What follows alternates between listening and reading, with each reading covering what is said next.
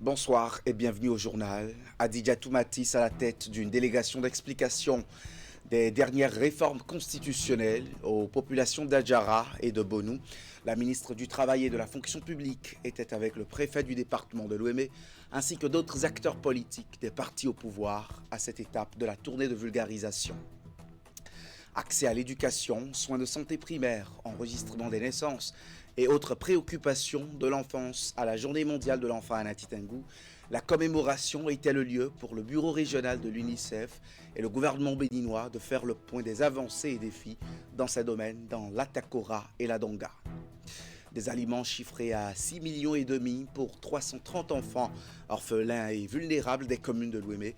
Le gouvernement leur a donné hier ces kits nutritionnels au titre des actions de lutte contre l'extrême pauvreté et dans l'appui aux démunis. La ville de Nati Tengou n'est pas restée en marge de la célébration de la Journée mondiale de l'enfant, édition 2025, sous l'impulsion du Fonds des Nations Unies pour l'enfance UNICEF. En partenariat avec le gouvernement béninois, les enfants de la cité de Nanto ont été honorés. La célébration en différé de cette journée à la Maison des Jeunes était placée sous le thème « Ma journée m'aidera », les manifestations telles que relatées par Alassane Harouna dans ce reportage. Célébrée chaque 20 novembre de l'année à l'échelle planétaire, la Journée mondiale de l'enfance édition 2025 a été célébrée ce samedi 22 novembre dans la cité de Nanto. Une initiative conjointe du bureau de l'UNICEF à Nati Tengou et l'État central pour faire le point sur le chemin parcouru et celui qui reste à parcourir pour concrétiser les droits des enfants dans la région Atakora-Donga. L'UNICEF, en collaboration étroite avec le gouvernement du Bénin et nos partenaires locaux, est plus que jamais engagé à soutenir les efforts pour le bien-être de chaque enfant de la région Atakora-Donga. Nous saluons les progrès accomplis en matière d'accès à l'éducation, aux soins de santé primaire, à l'enregistrement des naissances. Malgré tous les efforts déployés en vue de la protection des droits des enfants dans cette région, plusieurs défis restent tout de même à relever. Nous sommes conscients des enjeux spécifiques à notre département, notamment la sécurité et la résilience. Dans le contexte de sécurité actuel, nous renforçons continuellement les mesures pour que nos enfants puissent vivre, jouer et apprendre en toute quiétude. Chers enfants, nous vous écoutons et nous agissons.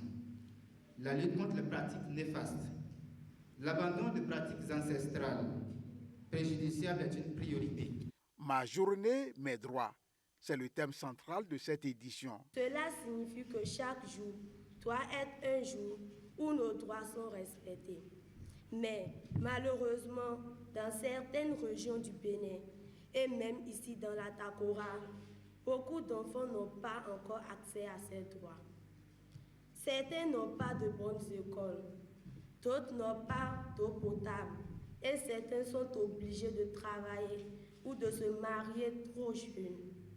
Il est donc important de se rappeler que nous devons tous nous battre pour que ces droits deviennent une réalité. Pour amener les enfants de l'Atakora à découvrir et à mieux s'approprier les droits des enfants, des jeux ludiques divers et variés ont été initiés en leur faveur au thème de cette manifestation. La deuxième édition des Journées de l'écosystème entrepreneurial est en cours au Palais des Congrès de Cotonou. Cette rencontre voulue par l'Agence de développement des petites et moyennes entreprises mobilise des acteurs depuis mardi sur 3 jours. Les entrepreneurs du Bénin et des partenaires techniques et financiers y mettent au centre des débats la promotion de la culture entrepreneuriale et les défis auxquels ces micro, petites et moyennes entreprises sont confrontées.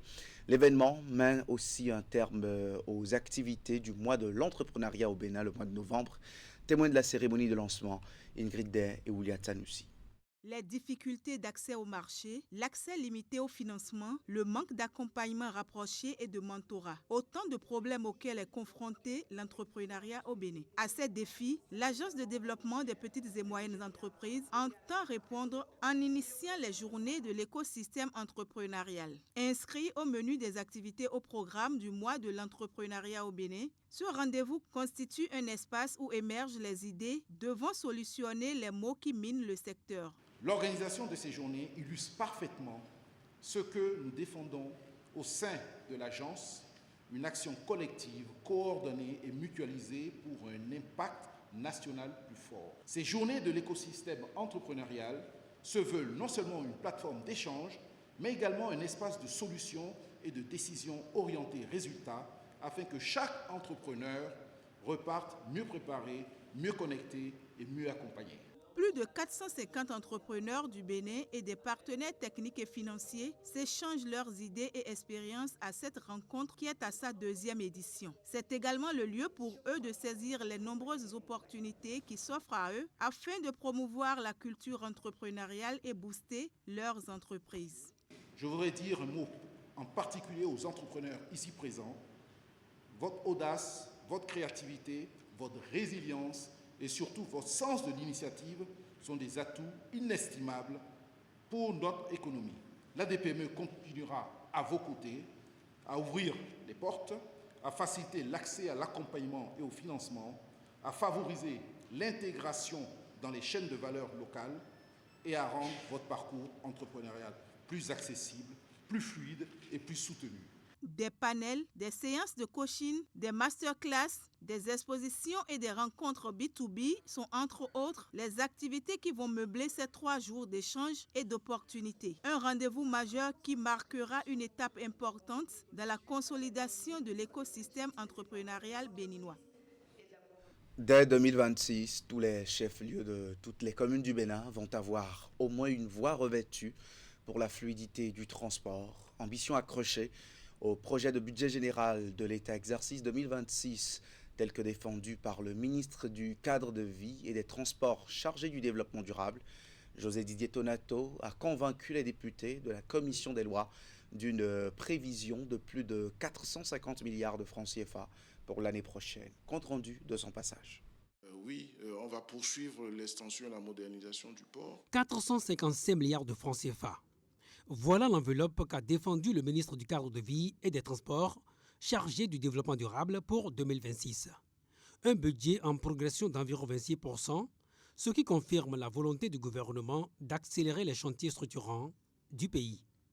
Il n'y aura pas une seule commune qui ne verra pas venir à son chef-lieu une voie revêtue. C'est fondamental pour la connexion, le dynamisme de l'économie, l'écoulement de nos spéculations agricoles et autres. Mais c'est important de dire que ce maillage-là porte en lui tout seul la vraie structuration de notre économie. Et donc, c'est fondamental d'insister là-dessus. Au cœur de cette prévision, le programme Infrastructure et Transport capte la plus grande part, 161 milliards de francs CFA, soit près de 35% de l'enveloppe globale. Derrière, le programme Construction et Habitat poursuit la modernisation du cadre urbain, tandis que Villes et Territoires durables mobilise 22% des ressources, signe d'une stratégie tournée vers des espaces mieux planifiés et plus résilients. Donc, ce que je voudrais citer sur le programme Transport, c'est que oui, on va poursuivre l'extension et la modernisation du port. Oui, on va poursuivre la modernisation et l'extension de l'aéroport. On va améliorer davantage nos routes. On va lancer une vraie stratégie d'entretien routier pour que les caractéristiques qu'on doit donner aux routes maintenant deviennent quelque chose qu'on peut maintenir sur la durée. Ça aussi, c'est intégré. À cela s'ajoutent plusieurs projets d'envergure, dont le contournement nord de Cotonou, destiné à relier Abomey-Calavi à l'ensemble des agglomérations du Grand Okoué et le dédoublement du corridor nord-sud de Cotonou à Dassa. Autant de chantiers dont les populations perçoivent déjà les premiers impacts au quotidien.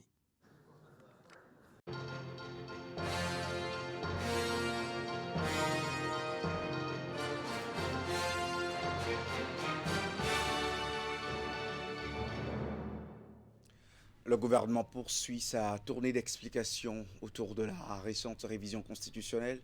Dans les communes d'Adjara et de Bonou du département de l'Ouémé, une délégation est allée à la rencontre des populations pour détailler, point par point, les changements introduits et répondre aussi aux préoccupations des populations. Le point de ces séances d'échange avec Emma Rodonou.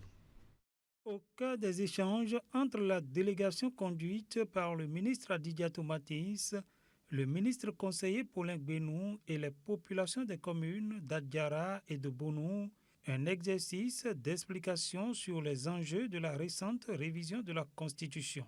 Dans un langage accessible, en français comme dans les langues locales, chaque point de la réforme a été expliqué et replacé dans son contexte. Nous avons parlé de la création du Sénat, que nous qualifions d'institution arbitre de la paix. Parce que là où il y a les anciens, il n'y a jamais de trouble, presque jamais de trouble. Vous avez vu la composition du Sénat, les anciens présidents de la République, les anciens présidents de l'Assemblée, la Cour constitutionnelle, et puis des membres qui seront également désignés. Avec le Sénat, je crois qu'il y aura moins, de troubles dans notre pays. C'est ma profonde conviction et celle que nous avons constatée au niveau des populations à l'issue de nos séances de travail. C'est l'arbitre de la paix, selon nous. Nous avons aussi parlé de l'allongement du mandat du président de la République et des autres élus de 5 à 7 ans. Ce qui a le plus intéressé les populations, c'est l'allongement du mandat du président de la République. Et nous avons expliqué de long en large pourquoi ceci. Le président Talon, qui veut réaliser son programme d'action qu'il a présenté, il lui faut du temps pour mener les études. Il ne veut pas faire des travaux bâclés. Il y a eu du temps. Je me rappelle même, des gens nous disaient, lorsqu'il exerçait 2 ou 3 ans de pouvoir, oh, mais il a demandé le temps qu'il faut, le temps nécessaire pour faire les études, passer les marchés pour l'exécution des travaux, retenir, disons, des entrepreneurs, des sociétés, etc., les plus crédibles et ayant de l'expérience, pour que ces réalisations durent dans le temps. Parce qu'un pays qui a des moyens limités doit savoir utiliser ses ressources à bon escient. Nous l'avons expliqué. Et nous avons expliqué, le président de la République, son mandat c'est de 7 ans. Renouvelable, si les populations lui renouvellent son mandat. Mais après cela, ça fait 14 ans. Quelle que soit, disons, la qualité, le bilan de son mandat ou de ses mandats, après les 14 ans, il doit se déplacer à le président de la République. Donc, pour les conseillers communaux, les députés, on a expliqué aussi, c'est renouvelable, mais ils peuvent être sanctionnés à tout moment. Donc, il n'y a pas de crainte à cela. La trêve politique, nous en avons également parlé, c'est nécessaire. Ce n'est pas que les populations sont privées de la liberté de parole, non, bien au contraire. Mais les hommes politiques, qui souvent sont enclins à créer le désordre, ça s'adresse surtout à eux. Parce que nous, lorsque nous élisons un président de la République, il a présenté un programme d'action. Il faut le laisser travailler. Nous avons remarqué dans notre pays, malheureusement, que dès que le chef de l'État est installé, c'est comme si on lui envoie, disons, une corde qui attache sur son pied et puis on veut le faire descendre. À peine 6 mois après, il faut qu'il parte, qu'il y ait quelqu'un d'autre. On en a vécu dans notre pays. Donc, il a été retenu dans les nouvelles dispositions qu'après l'élection du président de la République, jusqu'à 1 an d'une nouvelle élection, qu'on le laisse travailler. Les politiques ou les politiciens peuvent critiquer les actions, mais faire aussi des propositions. Au lieu de critiquer pour bourrer les oreilles aux populations et les amener au soulèvement, c'est ça qui est interdit. Partout nous sommes passés. Et c'est notre, disons, satisfaction. Au terme de nos explications, des questions, des réponses apportées, vous les avez vues, nous sommes d'accord. Ils ont levé la main pour ces initiatives-là. Et on remercie ceux qui l'ont réalisé. Cette délégation sera prochainement dans les communes d'Akpro-Mistrité et de Porto-Novo pour le même exercice. Après l'étape de Basila dans la Donga, c'est au tour des populations de Waké d'accueillir la délégation conduite par le président du groupe parlementaire Bloc républicain. Pendant plus de 2 heures, Hassan Seydou et les émissaires du gouvernement ont échangé avec les populations autour des points clés de la loi révisionniste adoptée. Abdou Sahabi Idrissou. Basila s'honore d'accueillir en premier cette délégation mixte composée d'autorités et personnalités de différentes obédiences politiques, conduite par l'honorable Hassan Seydou. Cette délégation se donne pour mission d'expliquer de fond en comble les réelles motivations de la Constitution révisée. Il y a des ajouts, mais il y a aussi des modifications des articles. Mais il faut retenir que dans cette révision de la Constitution, nous avons inséré la création d'un Sénat. Et ce Sénat est spécialement à la vie politique où il faut la rendre plus responsable et la tempérer à chaque fois et même d'intervenir dans des arbitrages pour éviter les conflits. Il y a aussi que dans cette révision, nous avons adopté le mandat d'un président de la République que nous allons élire doit faire 7 ans. Cela exclut, je veux le dire tout de suite, que nous disions aux députés qui sont en place ou bien le chef de l'État de prolonger son mandat. En dehors de ça, nous avons touché un peu la question de correction de l'article 42 pour maintenir que le mandat est de 2 maximum dans la vie d'un Béninois. Loin d'une rencontre de routine, elle marque une étape essentielle de l'histoire politique du Bénin. La Constitution, nouvelle version, recherche davantage à renforcer la résilience, la qualité des institutions, la sécurité et la stabilité politique. Nous voulons la paix et la sécurité. 4 ans pour que les gens se mobilisent, comme l'a dit le président, pour doter notre pays de tout ce qu'il faut pour son développement. Merci, Monsieur le Président de la République. À cette occasion, un débat interactif et constructif est instauré. Il a permis aux participants de mieux cerner le contenu des nouvelles lois votées. En politique, tu exagères. Si tu exagères trop, je le dis, je suis pour que le Sénat te rappelle à l'ordre. C'était plutôt la commune de Basila. Vous retrouvez à 22h30 la commune de Ouaké avec la tournée de vulgarisation de la loi révisionniste. Eh bien, en cette veille des élections générales, la société civile se mobilise pour préserver la paix et la cohésion sociale. À l'initiative de la Fondation Vicin, une coalition dénommée Bénin Vote en Paix, regroupant plusieurs organisations citoyennes, vient de voir le jour à Cotonou. Elle veut accompagner le processus électoral et sensibiliser les communautés à une participation apaisée. Suivons le compte-rendu de Teddy Goudal. Notre gratitude. Autour de la table, des jeunes engagés font entendre leur voix pour promouvoir la paix avant, pendant et après les élections générales de 2026 qui se profilent à l'horizon. Leur creuset dénommé Coalition Bénin Vote en Paix 2025-2026 émane du collectif d'organisation de la société civile sous le leadership de la Fondation Vicin. L'initiative se veut un cadre de collaboration stratégique entre OSC, institutions, médias, acteurs communautaires et partenaires techniques et financiers.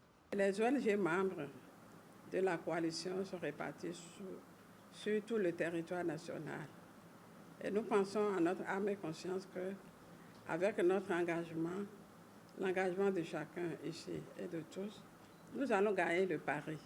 Ces organisations partagent une même vision et une mission bien déterminée, celle visant à contribuer à un processus électoral apaisé, transparent et participatif. De novembre 2025 à avril 2026, la coalition prévoit de déployer un programme structuré. Au menu, une campagne nationale baptisée Bénin Vote en Paix, la formation de relais communautaires, l'organisation de forums régionaux paix et citoyenneté, Des sessions café juridiques électorales, des actions de médiation et de dialogue communautaire, ainsi que la production d'émissions et de contenus médiatiques.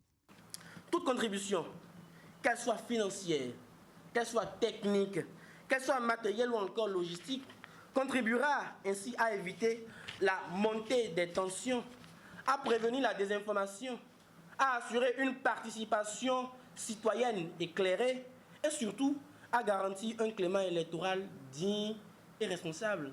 Toutes choses que mérite notre beau pays, le Bénin. La coalition invite les institutions, les ONG internationales et les partenaires au développement à soutenir l'initiative afin de renforcer la formation et la mobilisation communautaire et appuyer la logistique, la communication et la coordination opérationnelle. L'ambition affichée, couvrir l'ensemble des 77 communes du Bénin afin de consolider un climat électoral apaisé.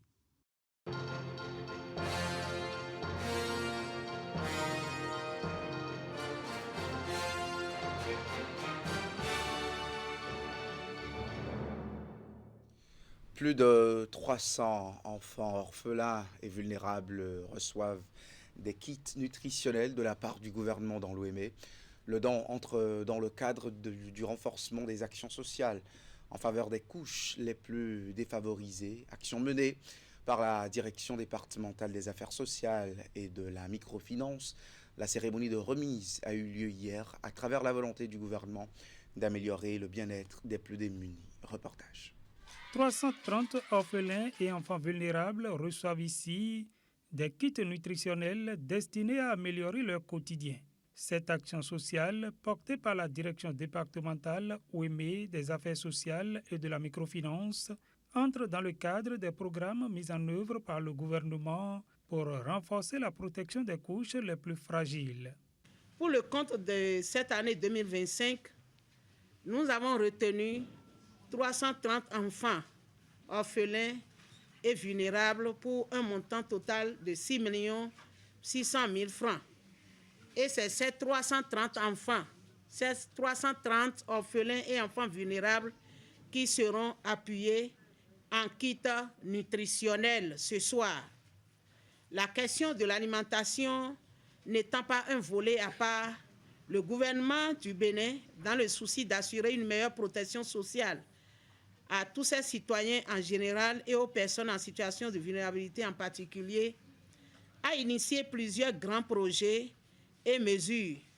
Ceci dénote clairement de l'engagement du gouvernement béninois à œuvrer chaque jour un peu plus pour le mieux-être des populations en général.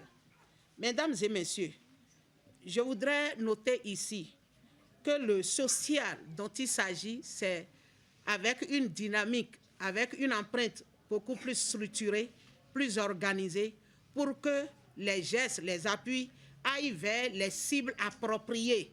Les bénéficiaires, souvent livrés à eux-mêmes, ont accueilli ces appuis avec soulagement. Votre présence et vos actions montrent que vous êtes toujours à nos côtés pour nous accompagner, nous protéger et nous offrir de meilleures conditions de vie. Nous vous en sommes profondément reconnaissants. Nous promettons d'en faire bon usage et de continuer de travailler pour mériter cette confiance que vous placez en nous.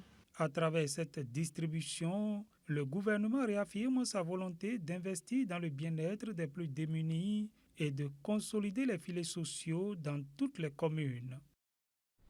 Voilà, ce journal s'achève à 20h, législative 2026. Quel défi pour les partis en liste?